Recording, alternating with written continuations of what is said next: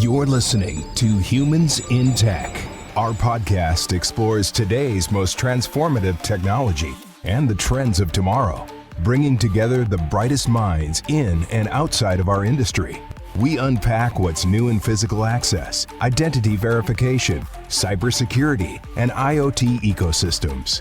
We reach beyond the physical world, discuss our digital transformation as a species, and dive into the emerging phygital experience.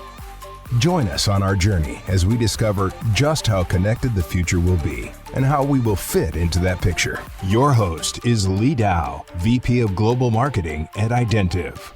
Thanks for tuning in. Today we're talking with Gianmarco Ferrari, who is the marketing manager for NFC, RFID, and NVM Americas at STMicroelectronics. So glad you're here with us today.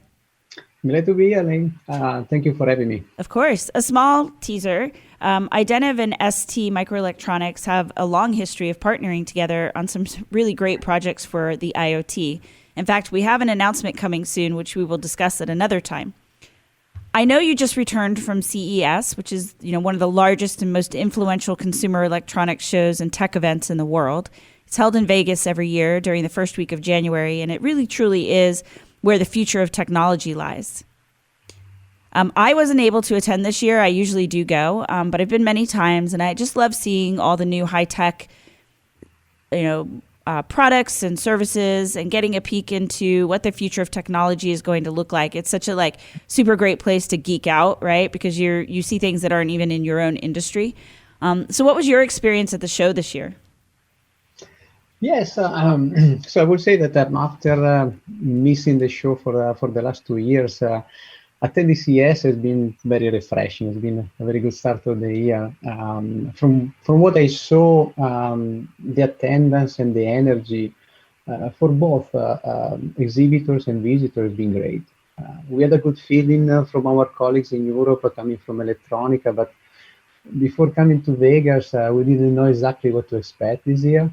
But we've been pleasantly surprised and positively surprised about the energy and the attendance of the show. I have to say, from the ST perspective, we organized a private event for customer, and it was a complete success. We had more than 300 meetings, private meetings and demo tour. Our 30 plus technology demonstration station. So very happy to see many industry leaders face to face again, and this excitement back to Vegas. The last CES I went to was January of 2020. So it was kind of the last big trade show before things really started shutting down from COVID. But what I noticed, even at that show, and my understanding is this year it's even more so, is that it's gotten very automotive focused, like a huge automotive contingency at the show. And then a lot of robotics, which is always fun and exciting to see. And what always resonated for me at that show that's so interesting is, you could be at that show for 2 weeks if it went on for 2 weeks and you still wouldn't see everything. It's so spread out and there's so many different market segments represented. It's just such a massive, massive event. I agree. I totally agree with you. So at such a massive show, how do you plan your time around business meetings and take the time to sort of soak in all the latest news and technologies connected to your business? But it's pretty easy because I basically only had time for meetings.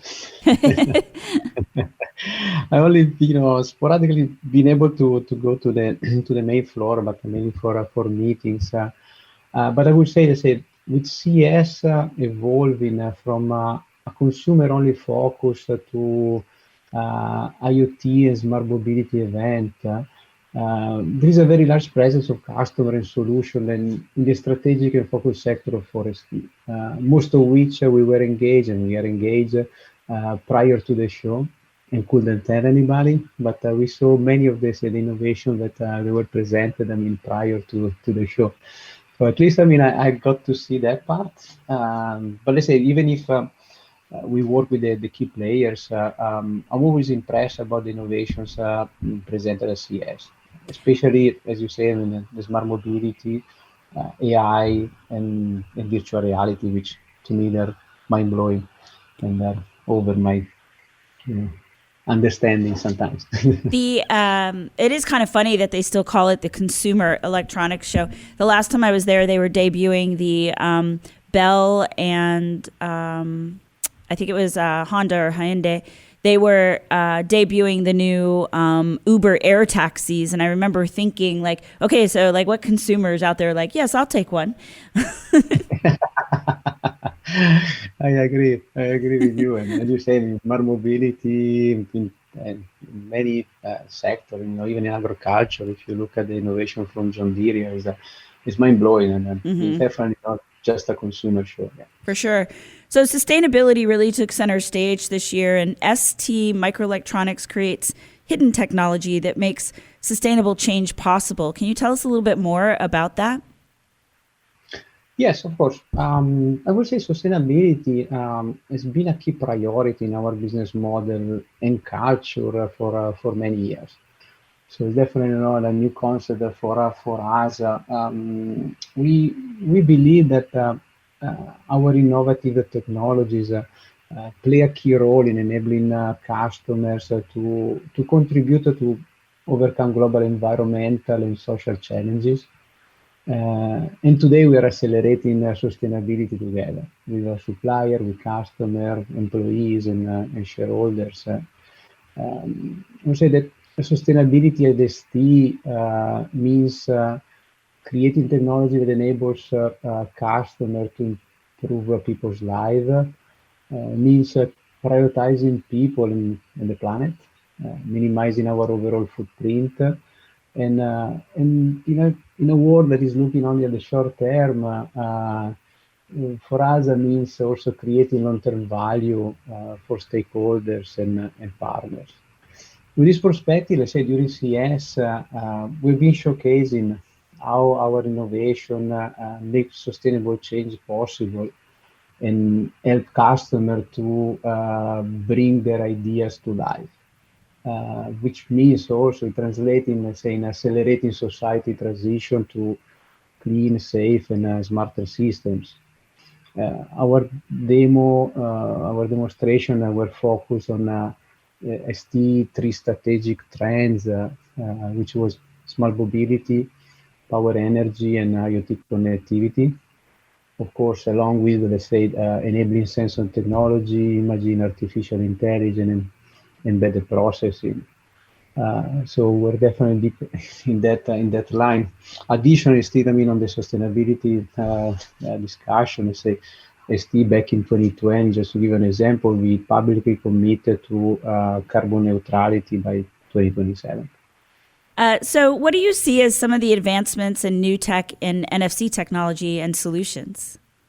Yes, so that, of course, I'm responsible for NFC for the Americas, and that's a very hot topic for me. And let's say NFC is becoming more and more a mainstream technology for connectivity, not only for payment. And I would say its infrastructure and ecosystem is finally such to allow mass deployment in many vertical markets. During CES, at our, let's say, private event, where we've been showcasing some of the latest trends in NFC, such as NFC wireless charging for small IoT devices, NFC for PhD communication to enable, let's say, NFC-enabled healthcare devices, like NFC-enabled blood pressure monitors or glucose meter, to basically exchange data through the NFC protocol.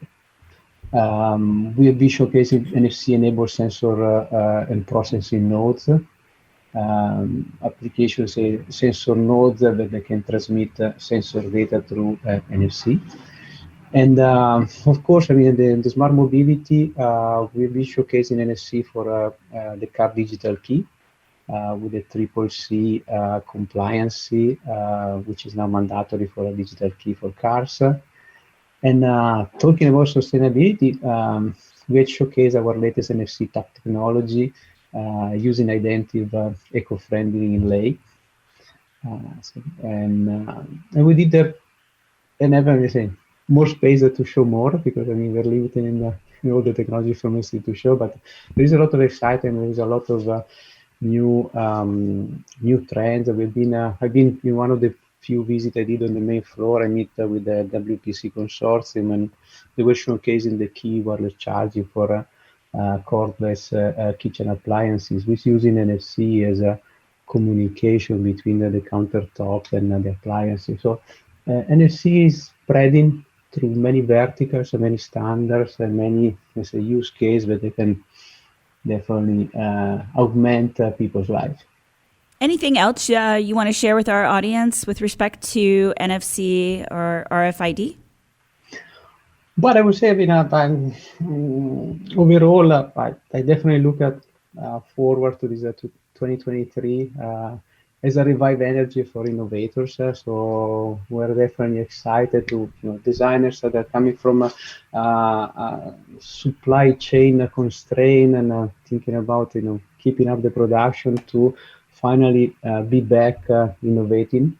So it's very exciting for the industry, and as demonstrated also during CES. And of course, I look forward to, let's say, great project together. Excellent. Well, thank you so much for joining us today. And for our audience, please like and subscribe if you enjoyed this podcast. The problem isn't security, it's awareness. Velocity Vision is the future of visual surveillance, an intelligent video management solution that delivers real-time situational awareness in an open security platform. Integrate with your existing systems, verify your environment in one pane of glass, and increase the efficiency of your security operation. Get full control of your environment when and where you need it. Learn more at Identiv.com. Get access control anywhere, anytime, for less money out of pocket. Highly Secure Freedom Cloud is a cloud-based access control as a service offered through a cost-effective subscription model, allowing users to control, manage, and maintain their physical access control systems via Freedom's intuitive, always up-to-date, browser-based web administration. Learn more at Identiv.com. Physical security, identity verification, the IoT. The hyperconnectivity of our lives will only grow more pervasive. As technology becomes more automated and experiences more augmented, it's up to us to preserve our humanity and use new tools and trends for good. The only question is, are we up for the challenge?